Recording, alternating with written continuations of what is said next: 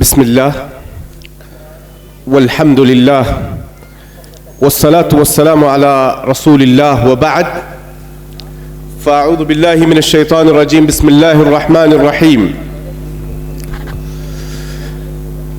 ألم تر كيف ضرب الله مثلا كلمة طيبة كشجرة طيبة أصلها ثابت وفرعها في السماء تؤتي أكلها كل حين بإذن ربها ويضرب الله الأمثال للناس لعلهم يتذكرون. وقال تعالى في موضع آخر: ولقد بعثنا في كل أمة رسولا أن اعبدوا الله واجتنبوا الطاغوت. وقال النبي صلى الله عليه وسلم: لا تقوم الساعة حتى لا يقال في الأرض الله الله. رواہ مسلم. اسٹیج پر موجود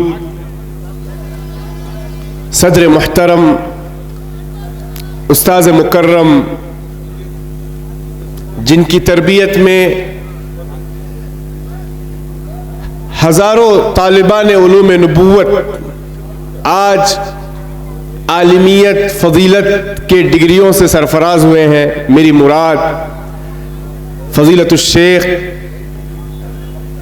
عبداللہ عمری مدنی حفظہ اللہ ومتعہ اللہ بالصحہ والعافیہ والسلام الدائمہ. اللہ کے فضل کے بعد اگر آج ہم لوگ دینی مجالس میں کچھ بولنے کے قابل ہوئے ہیں تو ان ہمارے بزرگ اساتذہ کی تربیت اور ان کی جد و جہد اور لگن کا نتیجہ تھا. اللہ شیخ محترم کو صحت کاملہ سے نوازے.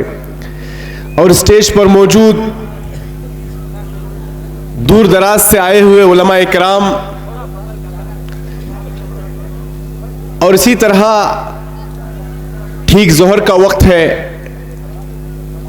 بھوک کی شدت بھی ہوگی، بڑے صبر و تحمل سے جو سامعین اور جمہور بیٹھے ہیں، اور اسی طرح پیاری مائیں اور بہنیں اور امت کے نونہال، السلام علیکم ورحمۃ اللہ وبرکاتہ.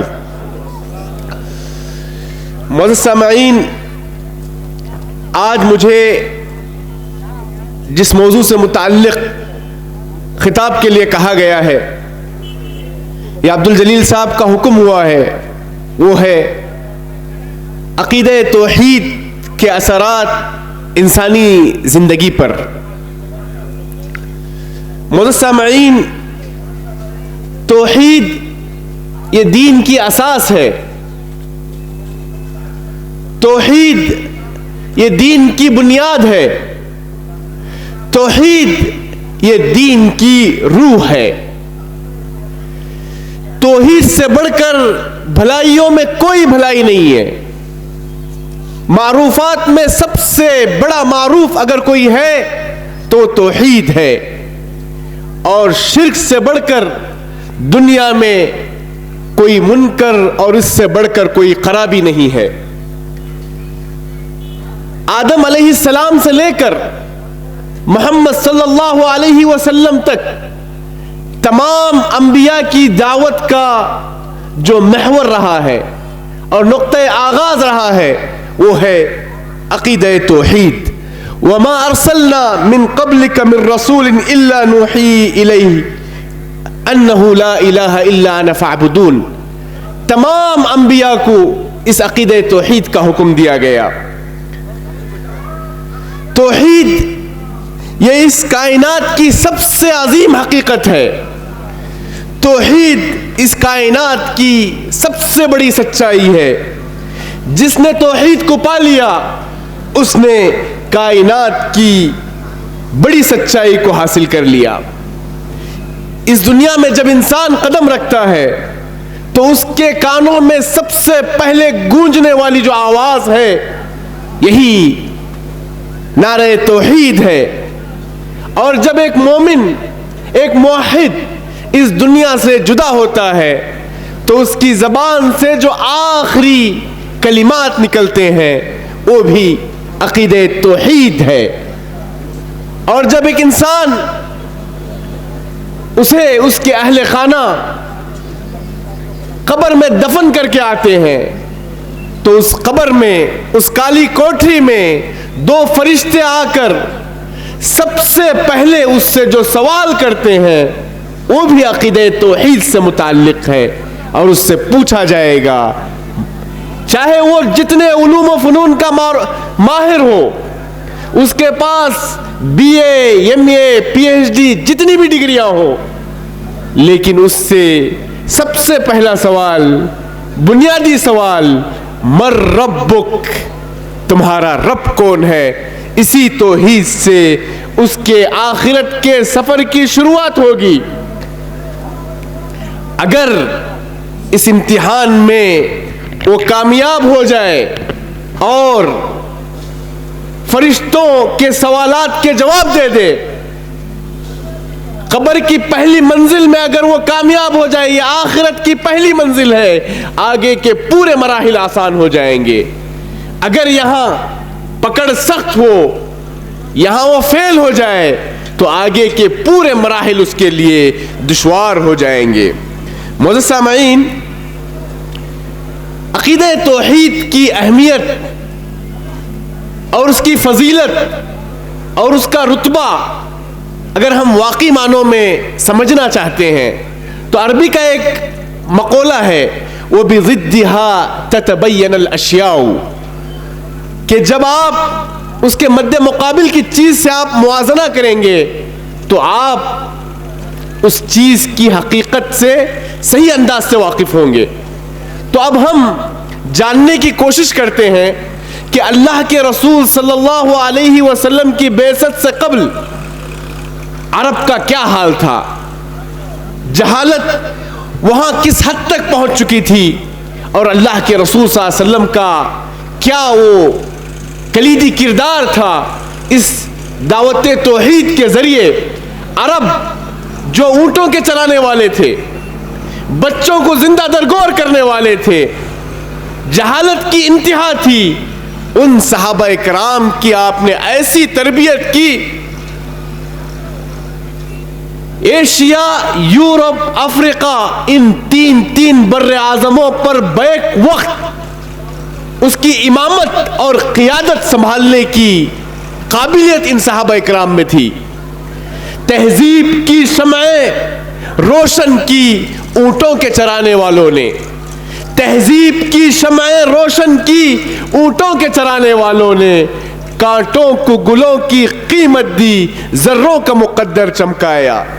رسول اکرم صلی اللہ علیہ وسلم جس وقت دنیا میں مبعوث ہوئے اور نبوت سے سرفراز ہوئے, وہ دور دنیا کا نہایت ہی عجیب اور تاریک ترین دور تھا. ظلم و ستم, ناانصافی اور حقوق تلفی, جبر و تشدد, خدا فراموشی اور توحید بیزاری عام تھی. اخلاق و شرافت کا بحران تھا اور ایک انسان دوسرے انسان کا دشمن بنا ہوا تھا.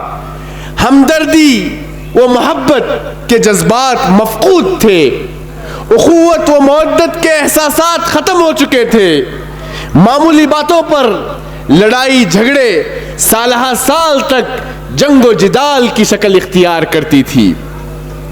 الطاف حسین حالی, جن کے اشعار کو ہم مسدس حالی کے نام سے یاد کرتے ہیں, انہوں نے عرب سے قبل, آپ صلی اللہ علیہ وسلم کی بعثت سے قبل عرب کا جو حال تھا, اس دعوت توحید سے قبل عرب کا جو شیرازہ بکھرا ہوا تھا, اس کی ایک عکاسی اپنے اشعار میں ان الفاظ میں کرتے ہیں. قبیلے کا بت ایک جدا تھا, کسی کا حبل تھا کسی کا صفا تھا, یہ عزا پہ وہ نا الہ پر فدا تھا, اسی طرح گھر گھر نیا ایک خدا تھا. نہا ابر ظلمت میں تھا مہر انور, اندھیرا تھا فاراں کی چوٹیوں پر, چلن ان کے جتنے تھے سب وحشیانہ, ہر ایک لوٹ اور مار میں تھا یگانہ. فسادوں میں کٹتا تھا ان کا زمانہ, نہ تھا کوئی قانون کا تازیانہ.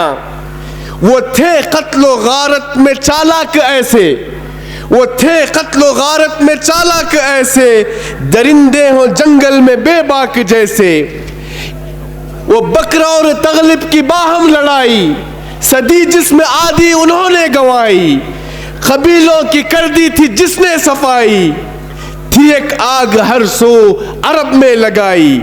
نہ جھگڑا کوئی ملک و دولت کا تھاؤ، کرشمہ ایک ان کی جہالت کا تھاؤ۔ کہیں تھا مویشی چرانے پہ جھگڑا، کہیں پہلے گھوڑا بڑھانے پہ جھگڑا، لبے جو کہیں آنے جانے پہ جھگڑا، کہیں پانی پینے پلانے پہ جھگڑا۔ یوں ہی روز ہوتی تھی تکرار ان میں، یوں ہی چلتی رہتی تھی تلوار ان میں۔ جوا ان کی دن رات کی دل لگی تھی، جوا ان کی دن رات کی دل لگی تھی، شراب ان کی گھٹی میں گویا پڑی تھی۔ تعیش تھا غفلت تھی دیوانگی تھی، تعیش تھا غفلت تھی دیوانگی تھی، غرض ہر طرح ان کی حالت بری تھی۔ ایسے گھٹا ٹوپ تاریکی دور میں آپ صلی اللہ علیہ وسلم تشریف لائے، قرآنی تعلیمات اور نبوی ہدایت سے دنیا کو بدلا، عرب و عجم میں انقلاب برپا کیا، عدل و انصاف کو پروان چڑھایا، حقوق کی ادائیگی کے جذبوں کو ابھارا، احترام انسانیت کی تعلیم دی، قتل و غارت گری سے انسانوں کو روکا، عورت کو مقام و مرتبہ عطا کیا، غلاموں کو عزت سے نوازا، یتیموں پر دست شفقت پھیرا، ایثار و قربانی خلوص و وفاداری کے مزاج کو پیدا کیا، رب کے احسانات سے آگاہ کیا، رب کے ٹوٹے ہوئے بندوں کا رب سے رشتہ جوڑا۔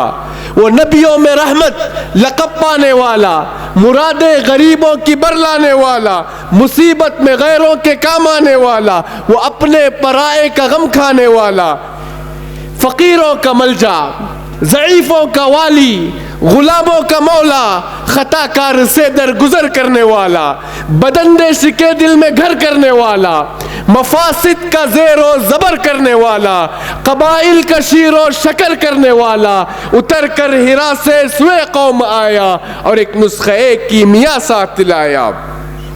مسیح خام کو جس نے کندن بنایا، کھرا اور کھوٹا الگ کر دکھایا، عرب جس پہ قرنوں سے تھا جہل چھایا، پلٹ دی بس ایک آن میں اس کی کایا۔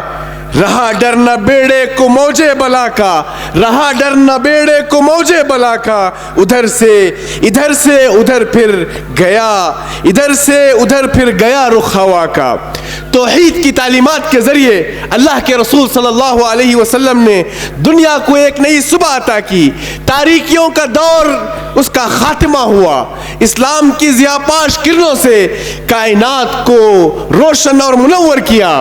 وہ بجلی کا کڑکا تھا یا صوت ہادی، وہ بجلی کا کڑکا تھا یا صوت ہادی، عرب کی زمین جس نے ساری ہلا دی، نئی ایک لگن دل میں سب کے لگا دی، ایک آواز میں سوتی بستی جگا دی۔ پڑا ہر طرف غل پہ یہ پیغام حق کا، پڑا ہر طرف غل یہ پیغام حق کا، کہ گونج اٹھے دشت و جبل نام حق سے۔ سبق پھر شریعت کا ان کو پڑھایا، سبق پھر شریعت کا ان کو پڑھایا، حقیقت کا گر ان کو ایک ایک بتایا، زمانے کے بگڑے ہو کو بنایا، بہت دن کے سوتے ہو کو جگایا۔ کھلے تھے نہ جو راز اب تک جہاں پر، کھلے تھے نہ جو راز اب تک جہاں پر، وہ دکھلا دیے ایک پردہ اٹھا کر۔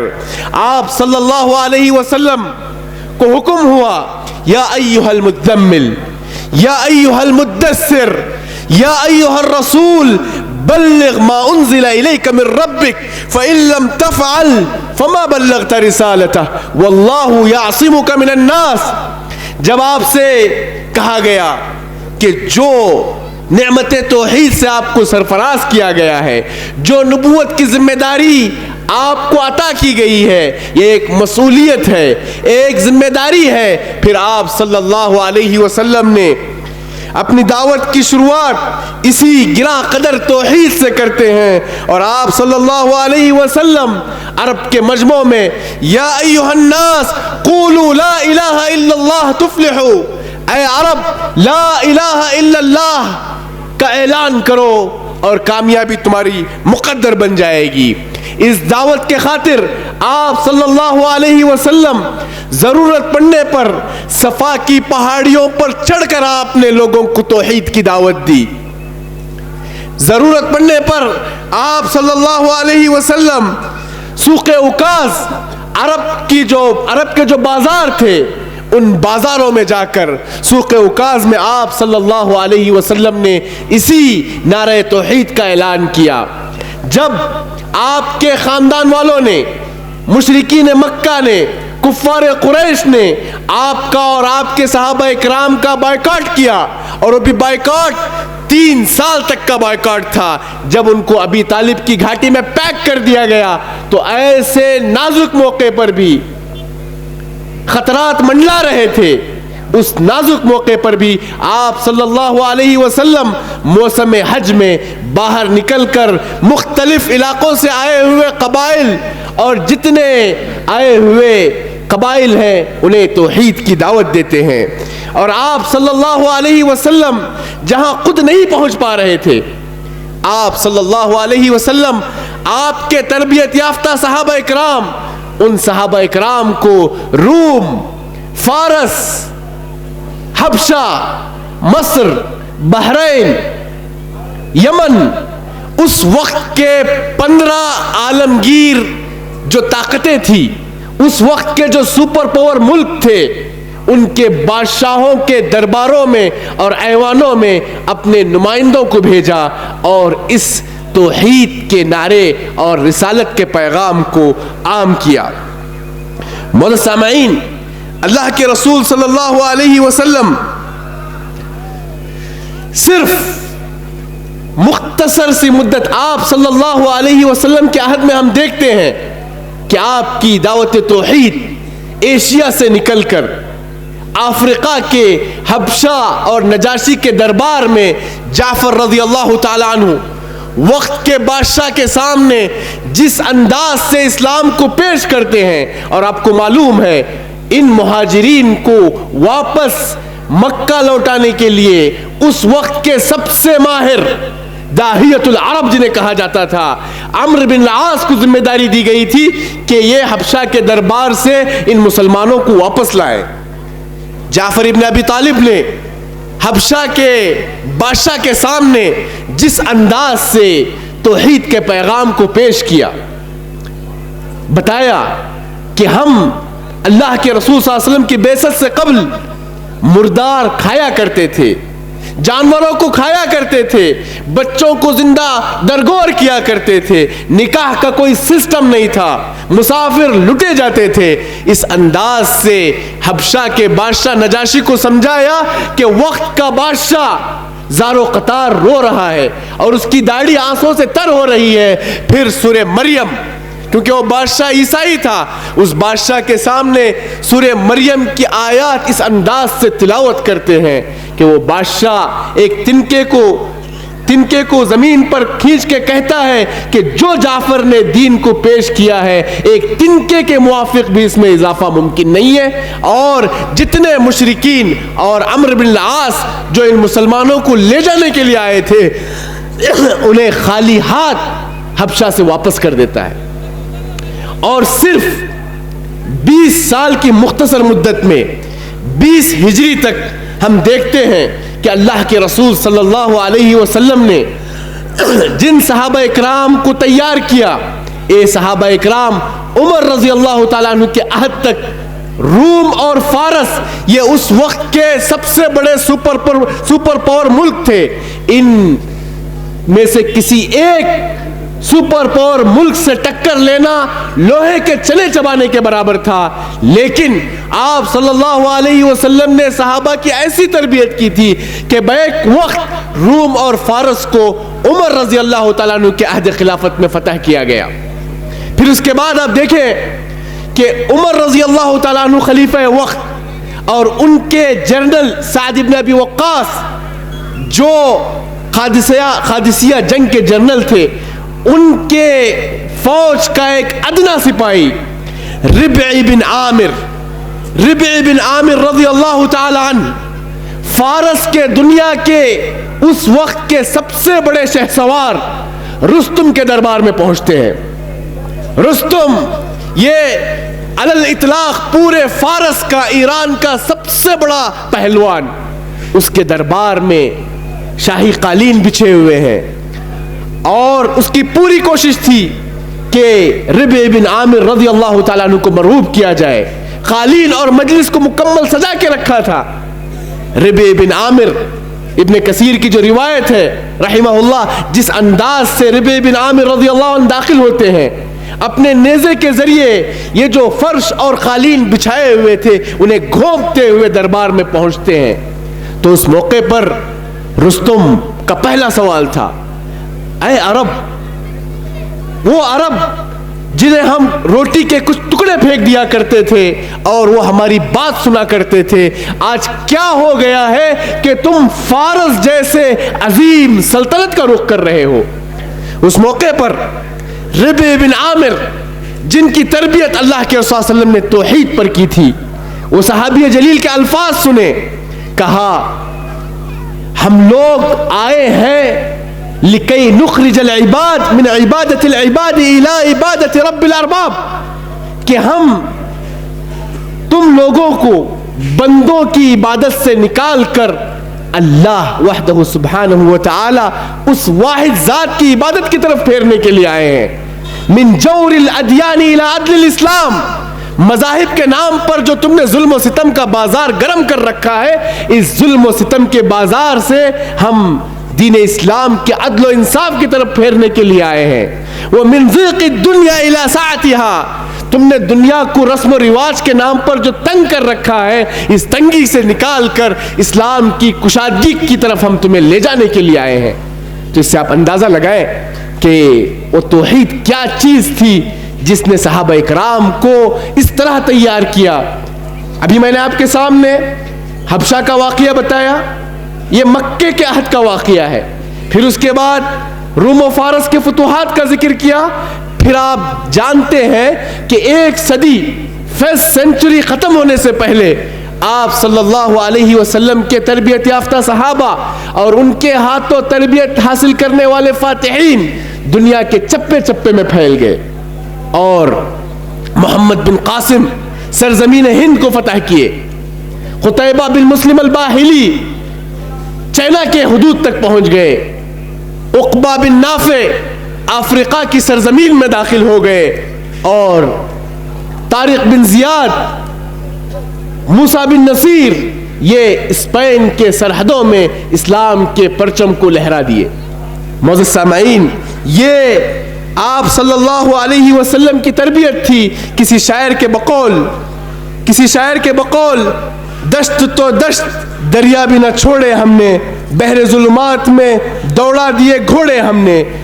अल्लाह के रसूल सल्लल्लाहु अलैहि वसल्लम ने और तमाम अंबिया ने जिस दावत तौहीद के ज़रिए अपने मिशन की शुरुआत की थी, ये दावत तौहीद ये इतनी अजीम चीज़ है कि अल्लाह के रसूल सल्लल्लाहु अलैहि वसल्लम की हदीस है, ला तक़ूमुस्साअ हत्ता ला युक़ालु फिल अर्दि अल्लाह अल्लाह, कि कायनात पर क़यामत उस वक्त तक वाक़े नहीं हो सकती जब तक रूए ज़मीन में एक भी मुवहिद जिंदा हो।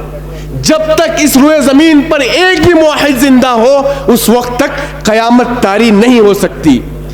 अक़ीदे तौहीद की अहमियत को समझने के लिए मूसा अलैहिस्सलाम और अल्लाह के दरमियान जो मुकालमा हुआ, ज़रा इस पर गौर करें। मूसा अलैहिस्सलाम इल्म के बड़े हरीस थे, अल्लाह के मुखलिस बंदों में से थे।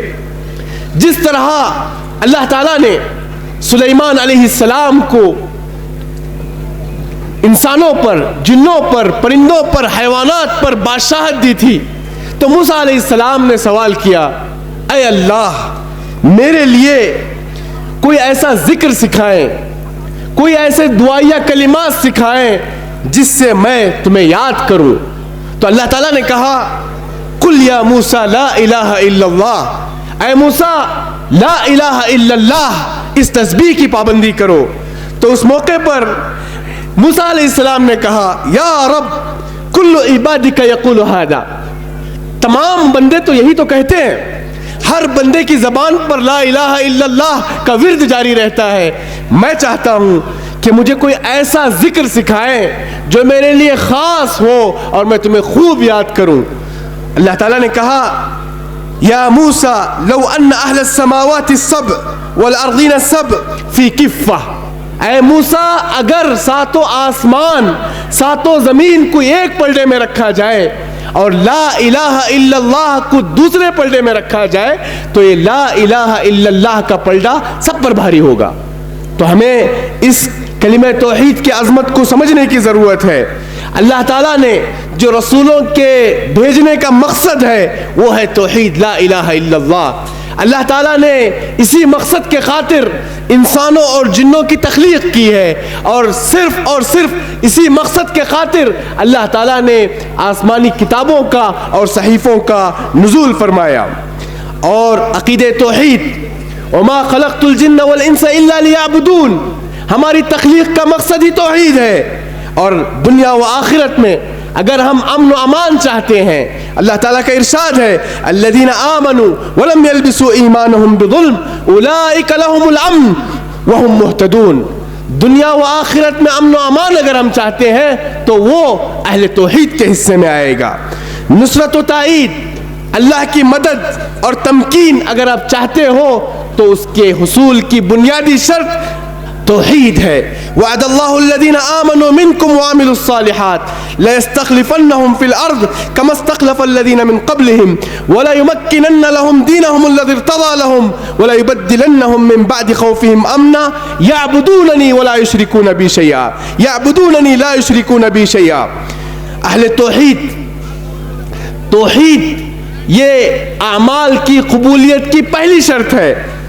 فمن کان یرجو لقاء ربہ فلیعمل عملا صالحا، جو اللہ سے ملاقات کی امید رکھتا ہے اسے چاہیے کہ وہ نیک اعمال کرے۔ نیک اعمال وہی ہے جو شریعت کے موافق ہو۔ ولا یشرک بعبادۃ ربہ احدا، اور اللہ کے ساتھ وہ کسی کو شریک نہ کرے۔ اور معاذ رضی اللہ تعالیٰ عنہ کی جو مشہور حدیث ہے جس سے ہمیں پتہ چلتا ہے کہ بندوں پر سب سے پہلا اور سب سے اہم واجب جو ہے اتدری ما حق اللہ علی العباد، معاذ رضی اللہ تعالیٰ عنہ سے اللہ کے رسول نے پوچھا کہ اے معاذ تمہیں معلوم ہے کہ بندوں پر سب سے بڑا حق کیا ہے؟ تو معاذ رضی اللہ عنہ نے کہا اللہ و رسولہ اعلم۔ تو اس موقع پہ آپ صلی اللہ علیہ وسلم نے کہا ان یعبدوہ ولا یشرکوا بہ شیئا، بندوں پر سب سے بڑا حق یہ ہے کہ وہ اللہ کے ساتھ کسی کو شریک نہ کریں اور توحید خالص کے ساتھ اللہ کی عبادت کریں۔ توحید یہ وہ چیز ہے جس سے اللہ کے صلی اللہ علیہ وسلم نے صحابہ اکرام کو وصیت کی کہ وہ اپنی دعوت کی شروعات توحید سے کریں۔ معاذ رضی اللہ تعالیٰ عنہ جنہیں آپ یمن کی طرف ایمبیسڈر بنا کر بھیج رہے ہیں، تو آپ نے کہا اے معاذ تم یمن کی طرف جا رہے ہو تو تمہاری دعوت کا جو پہلا آغاز ہے فَلْيَكُنْ أَوَّلْ مَا تَدْعُوهُمْ إِلَىٰ أَن يُوحِّدُوا اللَّهَ تَعَالَىٰ، کہ تم اپنے دعوت کی شروعات اسی توحید سے کرنا۔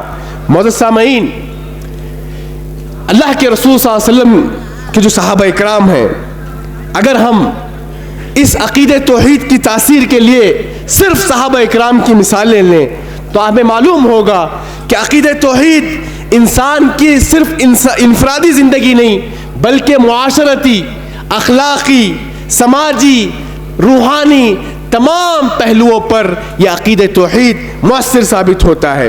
عقیدہ توحید انسان کو اس یقین سے بھر دیتا ہے کہ وہ صرف اور صرف اللہ پر بھروسہ کرنے لگتا ہے اور مخلوقات میں کسی مخلوق کا خوف اور اس کا شائبہ اس کے دل میں نہیں ہوتا۔ اس کی ایک مثال موسیٰ علیہ السلام اور فرعون کے درباری جادوگروں کا واقعہ ہے۔ وہ جادوگر جو کچھ دیر پہلے فرعون کی چاپلوسی کر رہے تھے، فرعون سے منصب، مقام، جاہ کا سوال کر رہے تھے، بادشاہ سے قربت کا سوال کر رہے تھے، لیکن جب ان جادوگروں نے موسیٰ علیہ السلام کے معجزے کو دیکھا ان کے جتنے بھی لکڑیوں سے جو سانپ بن گئے تھے، موسیٰ علیہ السلام کی عصا نے انہیں کھا لیا. تو وہ جادوگر تھے، جادوگری کو جانتے تھے. ان لوگوں نے اعتراف کیا کہ ہماری چیز جادوگری ہے اور موسیٰ علیہ السلام نے جو کیا ہے معجزہ ہے. تو سب کے سب درباری جادوگر اسلام قبول کرتے ہیں. اس موقع پر فرعون انہیں سخت سے سخت سزا دینے دھمکانے لگتا ہے. وَلَأُصَلِّبَنَّكُمْ عَلَى جُذُوعِ النَّخْلِ، تمہارے ہاتھ پیر کاٹنے کے بعد تمہیں کھجوروں کے درخت پر لٹکاؤں گا. اس طرح کی دھمکی دیتا ہے. تو اس کچھ لمحات قبل وہ جادوگر بادشاہ کی چمچاگیری کر رہے تھے. عقیدے توحید کو قبول کرنے کے بعد فرعون کی دھمکی اور سولی پہ لٹکانے والے تہدیدات کے بعد ان جادوگروں کے الفاظ پر غور کریں. فَقْضِ مَا أَنْتَ قَاضٍ إِنَّمَا تَقْضِي هَذِهِ الْحَيَاةِ الدُّنْيَا. اے فرعون، تمہیں جو کرنا ہے کر لو، تم تو دنیا کے فیصلے کرو گے، تمہیں جو کرنا ہے کر لو. اِنَّا آمَنَّا بِرَبِّنَا لِيَغْفِرَ لَنَا خَطَايَانَا، ہم جو اسلام قبول کیے ہیں، ایمان لائے ہیں، اللہ سے ہم اس بات کی امید رکھتے ہیں کہ اللہ ہمارے گناہوں کو بخش دے، تمہیں جو کرنا ہے کریں. دیکھیے اس موقع پر بقی قبرستان، جہاں میں 7 سال حکومتی ترجمان رہا ہوں، مجھے ایک واقعہ یاد آ رہا ہے. ہدایت یہ صرف اللہ کے ہاتھ میں ہے. ابو طالب جنہوں نے کیا قربانیاں نہیں دی، اپنے بھتیجے کے لیے کیا کچھ فدا نہیں کیا، ایک مضبوط آہینی دیوار بن کے کھڑے رہے. لیکن اللہ تعالیٰ نے کہا انک لا تہدی من احببت، اے محمد صلی اللہ علیہ وسلم آپ جس کو چاہے ہدایت نہیں دے سکتے. اتنے قریبی عزیز چچا ہونے کے باوجود انہیں ہدایت کی توفیق نہیں ملی. دیکھیے ایک شخص بقی قبرستان آیا اور ہم لوگ بالکل بقی کے آغاز میں ہوا کرتے تھے. ایسا شخص سر سے لے کر سر کے پیشانی سے پیر کے تلوے تک شرکیات، کفریات، رسوم سے بھری ہوئی شکل، داڑھی منڈی ہوئی ہے، سر کے بال بالکل خواتین سے بھی بڑے، ہاتھ میں اور پیر میں 8-10 انگوٹیاں پہنا ہوا ہے، اور چپل وہ سامیوں والا چپل، یعنی جو مذہبی پیشوا پہنتے ہیں جسے کھڑا کہتے ہیں، اس طرح کا حلیہ کہ دیکھنے سے کراہت ہونے لگے. اور اس کے اوپر مزید جو احرام کا لباس ہے، زندگی میں پہلی بار میں نے کسی شخص کو دیکھا جو اوپر بھی ہرا لباس پہنا ہے اور نیچے بھی ہرا لباس، پورا احرام کا کپڑا بھی ہرا لباس کا ہے.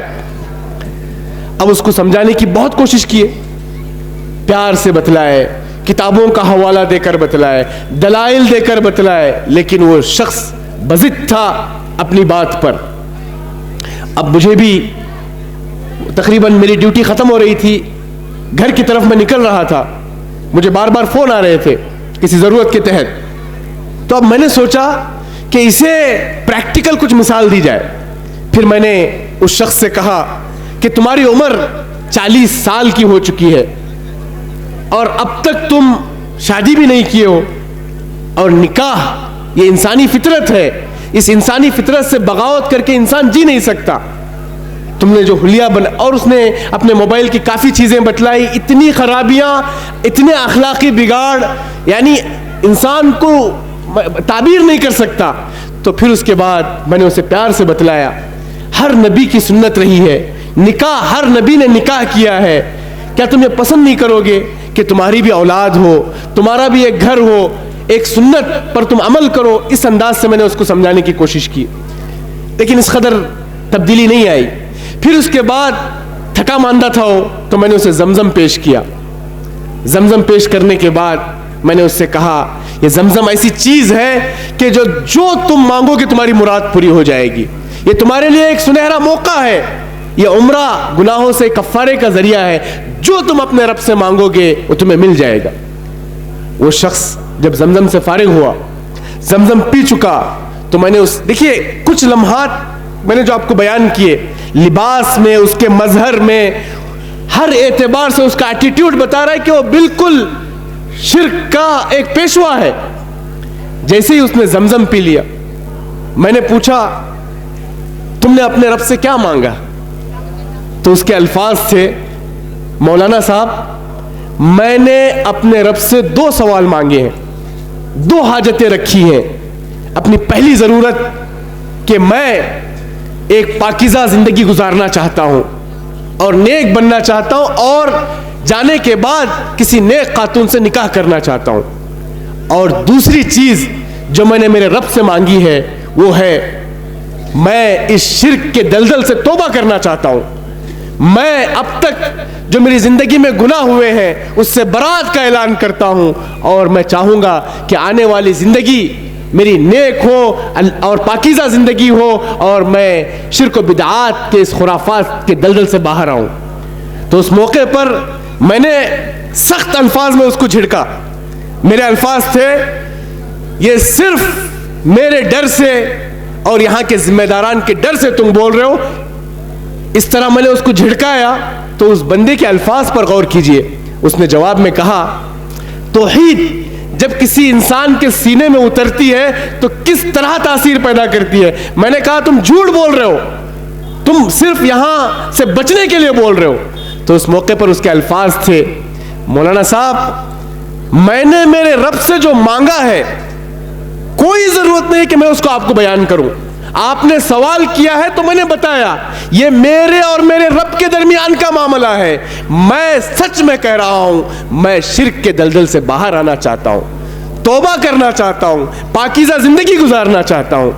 توحید یہ ایسی چیز ہے کہ سبحان اللہ, انسان کی پچھلی زندگی اور توحید کو قبول کرنے کے بعد ایک بہت بڑا انقلاب ہمیں دیکھنے کو ملتا ہے. صحابہ اکرام میں خبیب رضی اللہ تعالیٰ عنہ کو سولی پر لٹکایا گیا. اس موقع پر مشرکین نے کہا, اے خبیب اب تم تمنا کر رہے ہو کہ تم سولی کی اس سزا سے بچ جاؤ اور تمہاری جگہ محمد صلی اللہ علیہ وسلم ہو. تو اس موقع پہ خبیب رضی اللہ عنہ نے کہا تھا, تمہاری عقلوں پر تعجب ہے, میں تو یہ بھی نہیں چاہتا کہ میرے پیروں میں کانٹے لگے اور اللہ کے رسول صلی اللہ علیہ وسلم کو میری جگہ سزا ملے. اور اس موقع پر انہوں نے جو اشعار کہے تھے, وَلَسْتُ أُبَالِي حِينَ أُقْتَلُ مُسْلِمًا عَلَىٰ أَيِّ شِقٍّ كَانَ فِي اللَّهِ مَضْجَعِي وَذَلِكَ فِي ذَاتِ الْإِلَٰهِ وَإِن يَشَاء يُبَارِكْ عَلَىٰ أَوْصَالِ شُلْءٍ مُمَزَّعِ. یہ توحید موسیٰ علیہ السلام پیچھے فرعون کا لشکر جرار ہے, اور ساتھ میں بنی اسرائیل جو بے صبری قوم ہے, اور آگے ٹھاٹے مارتا ہوا سمندر ہے. ایسی مشکل گھڑی میں بھی ثابت قدمی توحید کے ذریعے مل سکتی ہے. تو اس موقع پر موسیٰ علیہ السلام نے کہا تھا, کلا ان معی ربی سیہدین. سچویشن دیکھیے, پیچھے فرعون اور لشکر جرار, آگے ٹھاٹے مارتا ہوا سمندر اور فرعون اور بنی اسرائیل کی بے صبری. اس موقع پر موسیٰ علیہ السلام نے کہا, ہرگز نہیں, میرے ساتھ میرا رب ہے جو مجھے رہنمائی کرے گا. یہی کیفیت ہجرت کے موقع پر اللہ کے رسول صلی اللہ علیہ وسلم اور ابو بکر صدیق رضی اللہ تعالیٰ عنہ کی تھی. غارِ ثور میں پہنچے ہیں, مشرکین آپ کے اتنے قریب آ چکے تھے, روایتوں میں آتا ہے کہ اگر مشرکین اپنے پیروں کی طرف بھی دیکھتے تو آپ صلی اللہ علیہ وسلم اور ابو بکر صدیق پر نگاہ پڑتی. لیکن استقامت دیکھیے, اللہ پر توکل دیکھیے. اللہ کے رسول صلی اللہ علیہ وسلم کہتے ہیں, لا تحزن ان اللہ معنا.